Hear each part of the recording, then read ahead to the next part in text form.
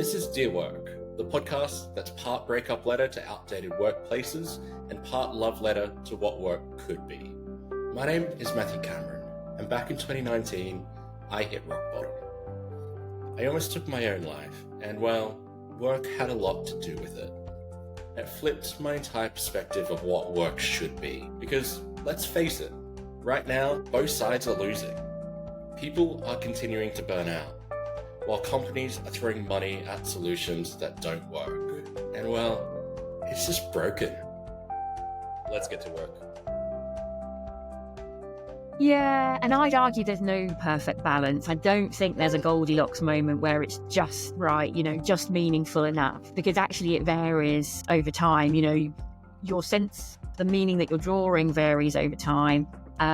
But also the sources of meaningfulness change as well. We all get our sense of purpose from different places. There's no one sort of source of it necessarily.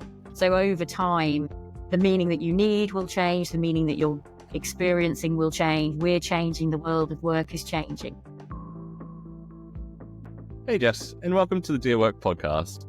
I want to start this off with a big, fun, philosophical question, and that is, if aliens landed on Earth tomorrow, and they asked you to explain what work is, what the hell is it?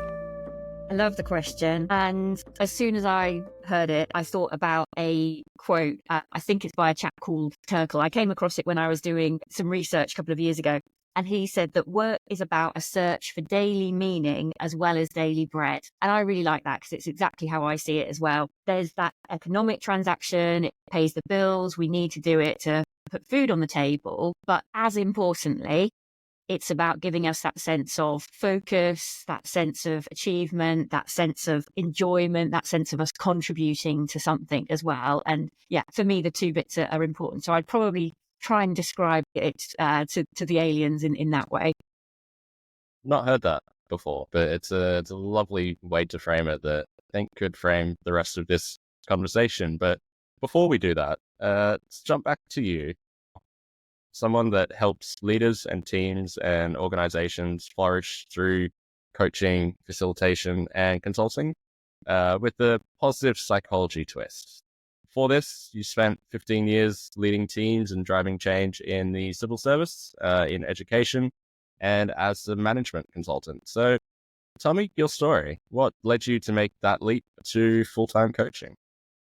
Yeah, and maybe the story starts further back, really, to kind of put it in context. I guess work's always mattered to me. Like, it's always been important to me that I've enjoyed what I've been doing, that I've been doing something that, kind of I found useful. I've always been quite ambitious. So even as a kid, as a teenager, I knew that I wanted to do something. If I was chatting with friends, even as, I don't know, an 8-year-old or 9-year-old, and we were talking about what do you want to be when you grow up, I didn't want to be a pop star or, that kind of thing. I wanted to run a company or be a journalist or be a diplomat or whatever it might be. So kind of quite chunky jobs. And that led me into the civil service when I graduated. And I had 8 or 9 years in the civil service, which I absolutely loved. A good chunk of that was working on the London 2012 Olympics, which was just incredible. The Olympics is such a, there's nothing else like it in terms of being part of something, making something happen. And to have that in your host city, was a real kind of privilege in your home city, sorry. And so kind of always had those kind of big jobs where I was leading teams, leading change. It was quite difficult to get stuff done, particularly in the civil service, but also then later in higher education, quite a lot of bureaucracy, quite a lot of organizational politics. Budgets were never big enough. And so there was a point in life, probably sort of 6 or 7 years ago, where actually it kind of felt like there was a tension, I guess, between wanting to do interesting, important work, wanting to do it well, because I've got a high work ethic and high standards. So it was never an option to not throw myself into what I was doing. But then the other bit that was in tension was enjoying life and, being able to see the wood for the trees and not get sucked into what I was doing. It was about that time that I also became a mum. And I guess that was another perspective which made me think, the balance isn't quite right. Can't keep doing these really interesting, challenging roles, throwing myself into it 100% and still have the kind of life that I want to have. And so that precipitated a bit of a shift in priorities a little bit. And I started to really think about, what's the relationship between meaningful work, well-being, fulfillment, purpose in life. I'd trained as a coach because as I was becoming more senior, I had to change my management style. I had to use more of a coaching style. I couldn't lead a team of 50 in the way that I had a team of 5. So I'd had to kind of develop these coaching skills to be able to help people find their own way through. And I just thought, actually, you know what, I really like the coaching bit. It doesn't really matter whether it's my team or other people's teams, coaching other people, helping them make change, helping them navigate organizations and their work is what really motivates me. So I kind of thought, well, let's just dip my foot in, see what happens if I was to do this coaching thing, and started as a bit of a side gig. And then 4 years ago, set up my company, and now it's what I do full time. So yeah, coaching, facilitation, all with this positive psychology twist, and particularly with a bit of a lens on meaningfulness, how people can find greater fulfillment in what they're doing. So yeah, it's been my own meaningful work journey, but now it's about other people, enjoying the benefits and navigating that too. You've got a book on meaningful work coming out too, don't you? Yeah, that's right. So next year I've got a book. It's going to be called Smart Careers. It's being published by Bloomsbury, their business department, hopefully in the summertime, probably September. But yeah, it's all about meaningful careers and how we can craft meaningfulness in your current job. Perhaps if you're thinking about a job or a career change, how you can make sure you're moving in the direction of giving you that sort of more fulfillment. But really building this as a habit. It's not about finding the meaningful job and securing it and then everything's done. Actually, it's much more of an iterative process, and we've got to really take ownership for it. It might not happen unless you're putting in the work. So the book really is very practical and helps you identify what's meaningful for you, how you can find more of that in your current work. If you're thinking about moving on, how you can find the right thing that's going to give you what you're looking for, then how you can maintain it and sustain it, but also navigate some of the dark sides, because actually there's lots of really great benefits of finding our work meaningful, but there's actually some dark sides as well, which often get overlooked. Meaningful work's often championed, particularly by big consultancies as, the answer to everybody's retention problem or engagement problem. But actually finding your work meaningful can create some adverse consequences, unintended consequences. So the book also talks a little bit about what those might be and how you can navigate them. So yeah, I'm excited to see it be released into the wild next year.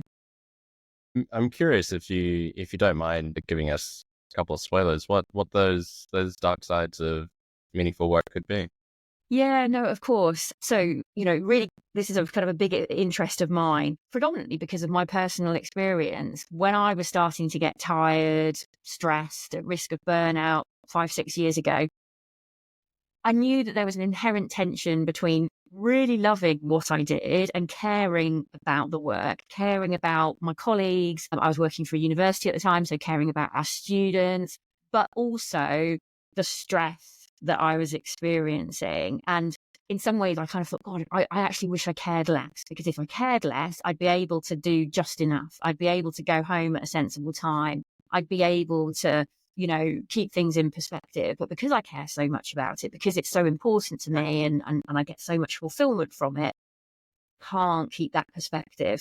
So yeah, so stress is a particular dark side, but then there's also the knock-on implications of that, because if you're spending so much time with your work and you're so involved with it and it's so much your identity, that might be having a knock-on impact on personal relationships, exercise, people that don't go to the gym because they're working so hard and it's wrong, but yet you can't quite redress the balance. And sure, organizations and bosses want ever more from us, but quite a lot of it's it's driven by ourselves. It's us not wanting to ease back. It's us not wanting to put those boundaries in. So yeah, there's a number of different potential dark sides, and there's no silver bullet. You can't switch these things off, but even just knowing that they can happen, or noticing as and when they do happen and being a little bit more aware of it, is a really good first step in terms of navigating it, of managing it, and just keeping it healthy, I guess, so that you can still have the really great benefits of finding your work meaningful, but without letting the unintended consequences sort of run riot. It's a really interesting one, because it's a spectrum. If you're too sort of engrossed in what you do and find so much meaning that it does end up having those negative effects, that's horrible. But then if you look at the other end of the spectrum, if you have no connection to what you do, that can also lead to burnout. So it's always finding that perfect balance for you as a person. Yeah, and I'd argue there's no perfect balance. I don't think there's a Goldilocks moment where it's just right, just meaningful enough, because actually it varies over time. Your sense, the meaning that you're drawing varies over time, but also the sources of meaningfulness change as well. We all get our sense of purpose from different places. There's no one sort of source of it necessarily. So over time, the meaning that you need will change, the meaning that you're experiencing will change, we're changing, the world of work is changing. So yeah, I see it much more of walking the line between these two things rather than getting a balance and sticking with it. It takes, as I say, it takes kind of iterative attention. So what would the role of the employer be in this equation? Like for me, I feel that employers should be creating environments where people are connected to what they're doing and they in some ways feel enjoyment from what they do. They're good at a certain role, so they do that. So there's that personal side where you're sort of personally motivated and personally driven, but then you've got the work side as well. Like how should they capture that magic? Yeah, it's a great question. I think organizations can and should try and create this conversation about meaningfulness in work, explore and explain some of the benefits. In some ways, there's more bear traps for organizations to avoid than there are steps that the organization must take. So let me give you an example. One of the worst things an organization can do is define what's meaningful for its people, really be prescriptive of, this is our product, this is why it matters. You should all find this deeply meaningful, and actually, as I say, it just doesn't work. The sources of meaning are much more diverse, and that's a brilliant thing. That means that all of us can find a place where we're doing interesting work. So organizations need to be careful to start the conversation, but without being too prescriptive about what that looks like or how people should then respond. There are also some other things that organizations can, sort of slip up with. It can feel a bit hypocritical if they're saying, on the one hand, we want you to find your work really meaningful, and also here's 20% more work and no pay rise, and you've got to come in to the office more than you'd like, or whatever else it might be. So there are some hygiene factors, I guess, that organizations need to be a little bit careful of. But I'm not trying to talk organizations out of having these conversations. I think they absolutely can. They should. They just need to be a little bit sensitive about how they do it. Another proactive tip that organizations can do is to help people think about job crafting. So job crafting are relatively small tweaks, either to the type of tasks that you're doing or how you do the task, the type of interactions you're having at work, but also how you think about work, the internal stories that we tell ourselves about what our work is. Organizations can play a big part in helping their people understand those tweaks, make some of those tweaks without needing to change role descriptions. This is all relatively small stuff, but that could be a really practical thing that organizations can do. And there's loads of science which demonstrates how job crafting helps not just boost people's sense of meaning at work, but actually lots of other positive benefits around, mental well-being and even physical well-being in some instances as well. Job crafting is a really interesting one, and I from the outside looking in, you kind of wonder why more organizations don't do it. Like there's an example that was used in the original video I watched on it, and it was cleaners in a hospitals, and they didn't believe that their job was cleaning. In a way, they felt that they were a part of the healing process. Yeah. They were creating a space for people to properly heal, and a clean environment was part of that, but also just slightly moving the furniture and making sure the flowers were watered and these sorts of things. Like they were a part of the bigger project of just helping people, whereas some people will look at that role and be like, they're just cleaning, which is unfair. But to understand that meaning, you actually need to go in and sort of find out what that is, and it's something that I feel is so powerful. Like, it's playing to your strengths and understanding your people and what brings them joy. It's rather than putting people in boxes, being like, you're the developer, you're this, you're that, and can you just get the job done, please? It's like, all right, here's the sum of our parts. How do we get there? one in the quickest, most profitable, best way, but also the way that also helps out people and gives them fulfillment. So it's a really interesting, I guess, way of working. Yeah, no, I completely agree. And there's lots of examples where people have made these relatively small shifts, just as you say, in terms of how they're thinking about it, or indeed the types of activities that they do. Another classic example is, the supermarket cashier who spends a little bit more time talking to elderly customers because it's not really about the processing of the shopping. It's the fact that that might be their only interaction that day, and actually to have a chat, check in how they are, to talk about the weather, whatever it is important for them as the cashier. So, and I think what's interesting is that actually people often have a lot more latitude to do this kind of behavior. I think sometimes we can feel a little bit sort of regimented in, this is my job description, these are the priorities, this is the stuff that feels urgent, and this is the way that I need to do it. But actually, really very small tweaks, your manager might not even need to be aware of it, can actually give you quite a lot of benefit. So yeah, I'm a big advocate for it. It's the grocery shop example's really fascinating. I believe there was an article out a little while back showing mental health or ill mental health increase in older people when you see more self-checkouts in supermarkets, because that potentially was their social interaction for that day. That was the only, thing they were going out for. And, rather than, you hear it all the time, like rather than doing a weekly shop, you'll find people just going and picking up bits and pieces every day because that was how they got out. And like, for me personally, I feel like that's super powerful. Like during COVID, I was living alone back when everything was locked down. And for me, going and getting a coffee each day when they finally opened that back up, like that barista was literally the only person I would have like human interaction with. And again, like some people would say, they're just making coffee, but for me at that point in time, like they were more than that, and that was meaningful for me and for them. I think they,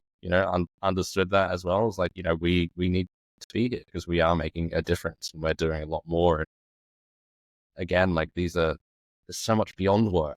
It's great. Like it does have, its negative side, but there's so much beauty to what we can find in work that goes beyond just money and paying the bills. But if we look at the role of purpose in work and finding meaningful work, what I find something quite fascinating is the younger generations coming through, millennials and Gen Z. And I know they're quite broad terms. You can't throw everyone within those years under the same bracket, but they seem very much more driven by finding this meaning at work. So where do you see the future of work and management going in the next few years as this becomes more and more of a topic? How do we manage that both from a individual perspective and as if we were a manager or a leader or the owner of a company?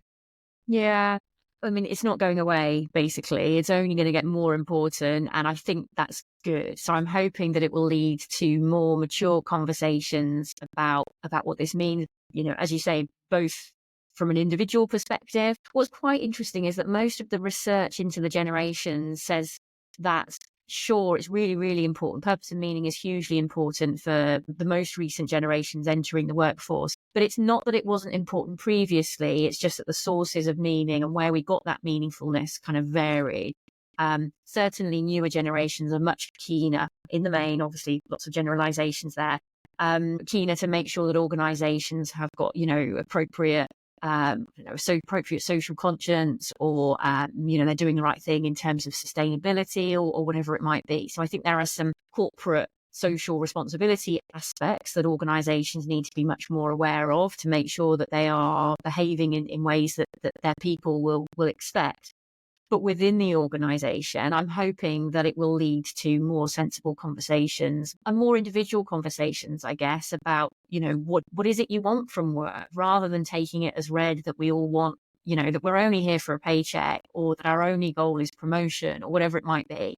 Actually, what is it that you want to get from work? What would fulfilling look like for you? What would a really great year or two look like from a perspective, rather than just achievements and salary and bonus perspective? perspective. So I think getting a bit more personal about that, I think will be really helpful. And then finding ways in which we can then make that happen within organizations. So lots of organizations, it varies, doesn't it? We've had the Great Resignation, quiet quitting, all of these kind of cycles as they sort of get packaged up. But the challenge, I don't think, really has changed for organizations being able to attract great talent and then hang on to it. And I think the hanging on to it bit is the big prize, really, because I think if organizations and managers and leaders can crack or at least make progress towards cracking, giving people what they need from a fulfillment perspective, which might be growth, which might be mastering new stuff, which might be a sense of contribution, it might be belonging, it might be about being part of an organization. Whatever it is, if we can understand it and then organizations can help take steps towards it, then I think that's probably one of the bigger keys in unlocking the sort of the retention challenge. So I'm excited about it. I think the increased focus that the newer generations bring. I feel old saying newer generation, very, very old millennial.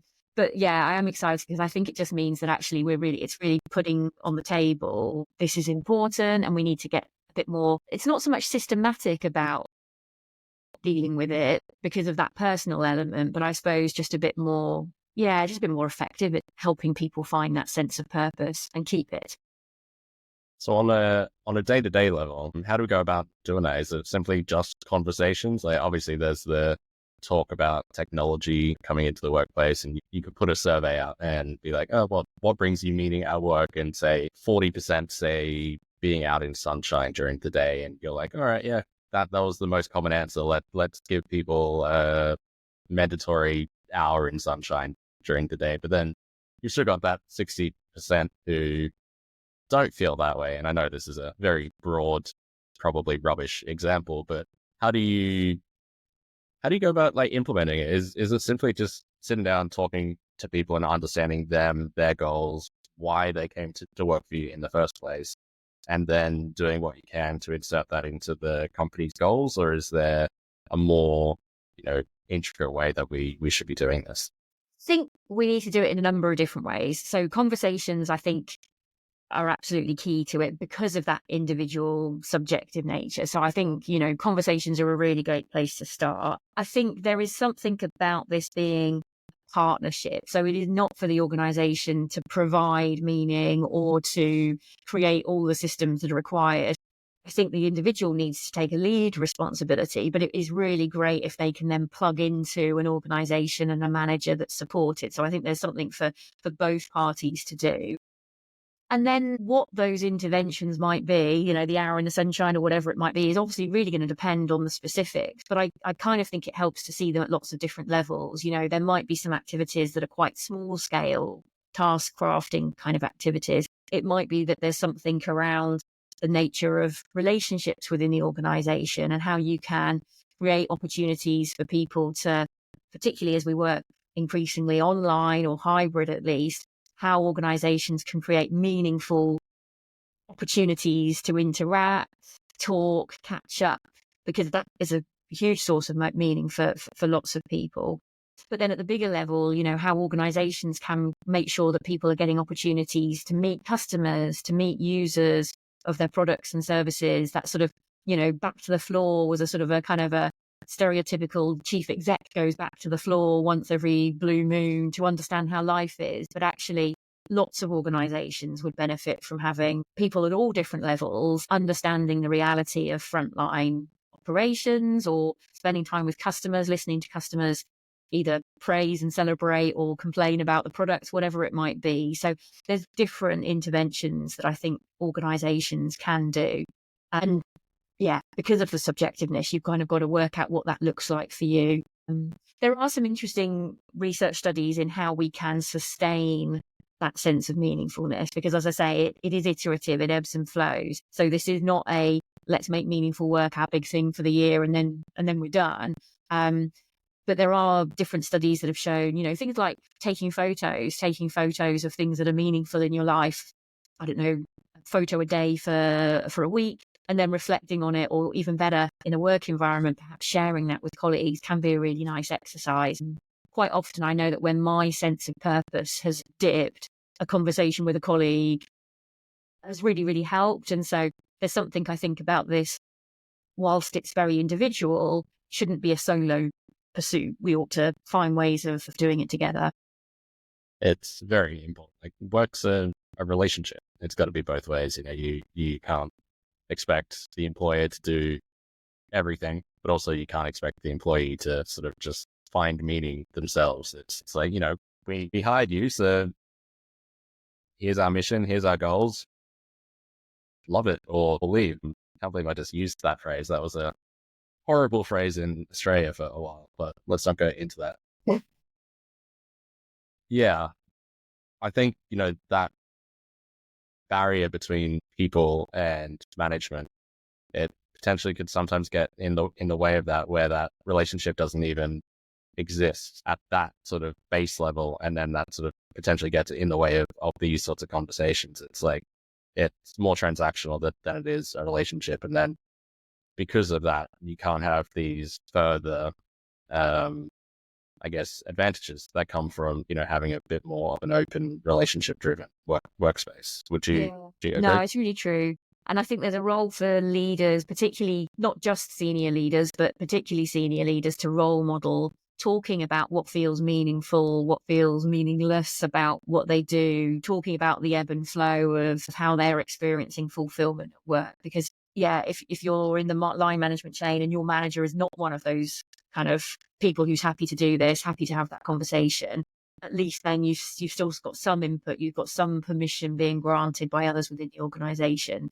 potentially to have that conversation with somebody else, a mentor, a colleague or a peer, somebody from people services, HR, if that feels appropriate. So yeah, I very much see it as something that needs to happen at all levels, kind of in all areas. Yeah.